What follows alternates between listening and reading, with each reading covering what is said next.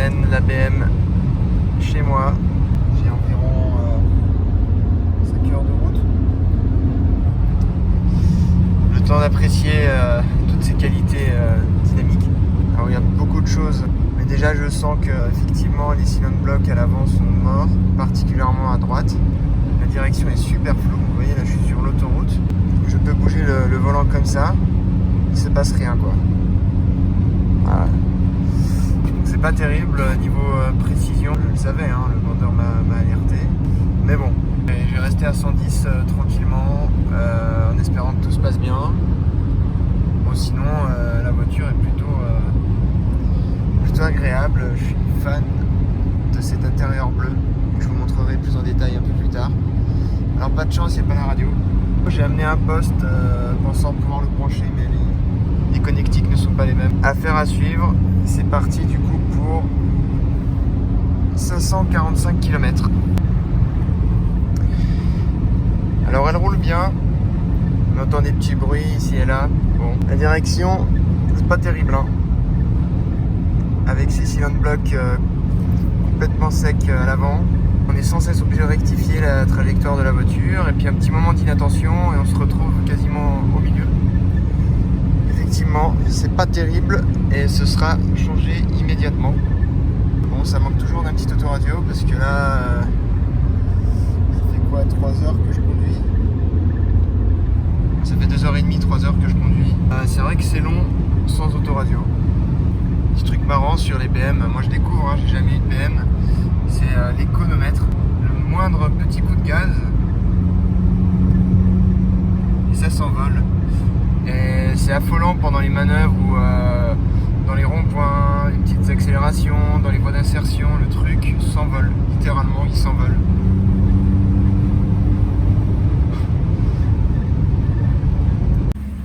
Ça c'est le côté moins réjouissant. Hein. Ce prix je veux bien reçu. Merci beaucoup. Et voilà, bientôt arrivé après 5-6 heures, 570 km. Que de l'autoroute. La voiture s'est très bien comportée. On sent toujours évidemment que le train avant est mort. Ça peut être très piège. Mais à part ça, je suis agréablement surpris. La jauge de température n'a pas bougé d'un millimètre.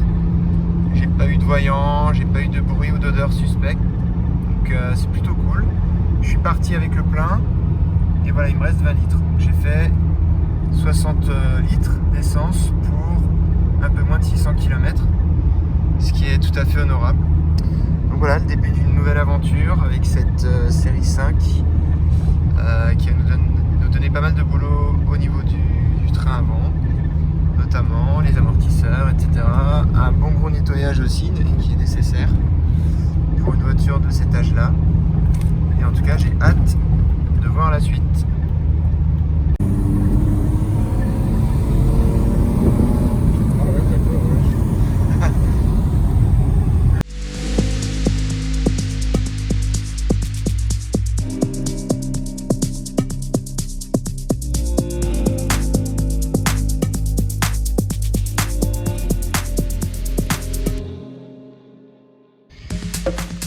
Voilà l'engin un peu plus en détail cette fois. Bon, donc elle date de 1995, septembre 95 pour être exact.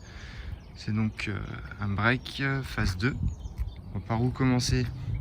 Déjà la couleur, Alpine Weiss 3.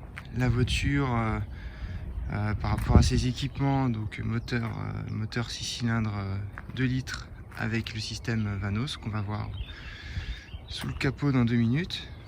Qu'est-ce qu'elle a d'autre comme élément intéressant? Elle a cette espèce d'intérieur bleu, j'ai pas le terme du nom qu'ils ont donné au tissu. Elle avait ça, elle avait en option, elle avait la clim. Qu'est-ce qu'elle avait? Elle avait le volant sport en option. C'est à peu près tout, hein. Elle était pas spécialement richement dotée. Donc voilà l'engin. Alors il y a beaucoup de choses à faire dessus. Elle est roulante pour l'instant, elle nécessite une bonne révision. Par contre, au niveau des trains roulants, il y a tout à refaire à l'avant. Donc on a commandé les éléments, les différents Bras de suspension avec les cylindres blocs. Je sais pas si on va voir quelque chose ici. De toute façon, on va le démonter rapidement. Sinon, le deuxième problème de la voiture, c'est les petits départs de rouille. Elle était mal stockée, je pense, pendant un moment. Donc là, ce qu'on voit là, c'est de la rouille de surface. Ça, c'est pas grand chose, c'est pas terrible. Mais il y a des éléments un peu plus, peut-être un peu plus inquiétants à surveiller. Peut-être des choses pas visibles à première vue, mais voilà, je serais curieux de voir ce qu'il y a là-dessous, quoi. Puis même quand on regarde un peu plus dans le détail, bon voilà, dès qu'il y a eu le moindre pet, ça rouillait en fait. Donc c'est pas terrible, hein. Hier je l'ai nettoyé un petit coup. J'ai vu que là-dedans il y avait de la terre. C'est pas terrible, quoi. Il y a plein de choses à regarder, à surveiller, à nettoyer. Bon, ça, j'ai trouvé un bon carrossier pour me refaire tout ça parce que c'est horrible. J'espère que c'est pas trop pourri derrière le mastic parce que visiblement c'était réparé une première fois. Mais là voilà, c'est pas trop ce qu'il y a derrière. Les feux, j'en ai trouvé des neufs. Petit point de rouille ici également. Pare-choc, je pense qu'il vaut mieux en retrouver un. Sauf erreur, c'est les mêmes pare-chocs sur les Touring que sur les berlines. On n'en trouve pas énormément quand même. Voilà, ça fait partie de la liste des choses à faire. Il y a vraiment des trucs moches. Ça, c'est très moche. Elle manque d'amour, cette voiture. Mais bon, c'est un peu un pari parce que actuellement le contrôle technique est défaillant à cause des trains roulants.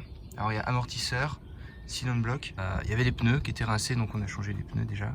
Qu'est-ce qu'il y a d'autre? Le compteur kilométrique. En fait, l'écran du compteur kilométrique est naze. On va voir ce qu'il y a sous le capot. Hop. Alors là, on voit que les vérins sont nazes parce que normalement le capot, tac, il se lève d'un coup. Là, c'est complètement mou. C'est à moi de tirer. Là, ça fait un bruit horrible. Et voilà, le M50B20 TU. Pas très propre, hein. Pas très propre. Ouais, le joint de cache-culbuteur qui suinte. Après, globalement, hier elle a bien tourné. Bon, je pense que quand même il faudra une bonne révision, puisqu'évidemment il n'y a pas d'historique. Il y a eu des jours et des mois stockés dehors qui n'ont pas fait de bien. Alors il manque le joint de pare-brise, ça c'est compliqué à trouver et à remettre, les joints de pare-brise. Alors je sais pas trop, j'ai essayé de trouver une solution. Ouais, il faudrait pas qu'il y ait des départs de rouille trop importants à ce niveau-là. Puis c'est moche, quoi. Donc il va falloir trouver une solution, je sais pas encore quoi, s'il y a des personnes qui ont eu ce problème là, qui ont récupéré une 34 sans joint de pare-brise. N'hésitez pas à me dire comment vous en êtes sortis. Ouais, les joints sont un peu fatigués, mais c'est pas non plus terrible. Il y a des fenêtres qui ferment pas jusqu'au dessus. Ouais, franchement, il y a pas mal de bricoles. On va regarder l'intérieur quand même parce que pour moi, c'est la pièce maîtresse. Moi, j'adore le tissu, le motif qu'ils ont fait. Intérieur bleu, j'en ai pas vu beaucoup de 34 intérieur bleu comme ça. Alors bon, voilà, le classique 1, ça va être refait. Quand on aura déjà fait toute la partie mécanique, parce qu'on va prioriser un peu les frais, on va dire. J'aime beaucoup ce volant qui évidemment a été regainé de manière assez anarchique. C'est vraiment moche. Les boiseries sont vraiment magnifiques. J'aime beaucoup le vernis qui a craqué à certains endroits, je trouve ça chouette. Ça donne du charme. C'est pas terrible, c'est la partie centrale qui est toute micro rayée. J'ai vu que ça se rattrapait. Je l'ai jamais fait, mais ce sera l'occasion d'essayer. Sinon à l'intérieur, tout est fonctionnel. La clim marche. Bon, faut que je trouve un autoradio. L'ordinateur de bord fonctionne. Voilà, mais le point un peu critique là sur l'intérieur, ça va être ce compteur kilométrique qui est complètement sec, complètement rincé. Voilà, j'ai déjà la pièce. J'ai essayé de me dépatouiller pour le changer tout seul. On va démarrer ce moteur.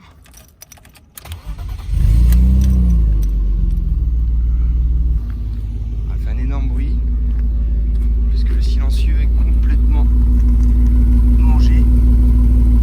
Ça aussi, ça fait partie des points du contrôle technique. Donc ça fait un petit bruit un peu rauque.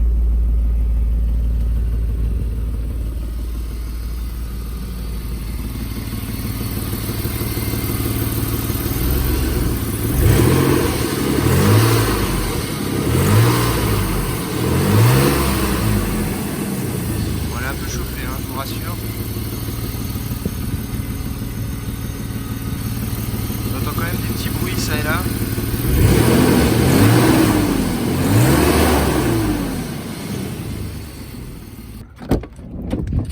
La voiture est super accueillante. Ciel de toit qui se décolle.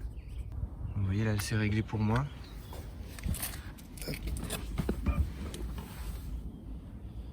C'est réglé pour moi à l'avant. Et bon, je suis plutôt bien là. J'ai plutôt pas mal de place. Ouais. Cet ensemble de couleurs, j'aime beaucoup, franchement. C'est un peu ça qui m'a fait craquer. Ça et puis ce petit 6 cylindres 2 litres. Et voilà le coffre. Le coffre qui est super spacieux. Donc là, on va directement aller la laver avant de la mettre au garage et de commencer les réparations. À la taille du coffre un peu. Ouais, très spacieux. Alors la trousse à outils, normalement, elle est là-dedans. Mais il y a rien, quoi. Il n'y a plus rien. Il doit y avoir une clé et c'est tout. Et puis là-dessous, la roue de secours. Voilà, bon, ça vraiment j'ai du mal à passer à côté, c'est extrêmement moche. On a commencé à nettoyer les joints hier déjà. Il y avait plein de mousse dessus, mais particulièrement sur l'arrière. Je pense que selon ses conditions de stockage, elle était peut-être sous un arbre au niveau de l'arrière. Et enfin bref, c'est là où il y a eu le plus d'humidité, le plus d'eau, de végétation, de tout quoi. Et à mon avis, ça fait son chemin jusqu'à l'intérieur des portes. Et dedans, ça doit pas être beau non plus. Donc il faudra regarder ça et stopper l'hémorragie. Petit truc super pratique. En fait, il y a deux poignées. Donc ça c'est pour le coffre. Ça c'est pour la lunette. Voilà. Hop.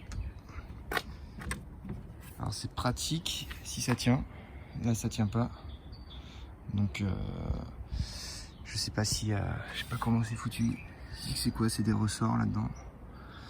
Bon, en tout cas il faut la tenir quoi. Mais l'idée est pas mal. Et là on voit voilà. Donc elle était stockée dehors. Voilà, puis toujours des petits points, des petits départs de rouille. J'ai un peu peur en la soulevant là, j'ai un peu peur de voir ce que je vais trouver. Mais bon, ça fait partie de l'expérience.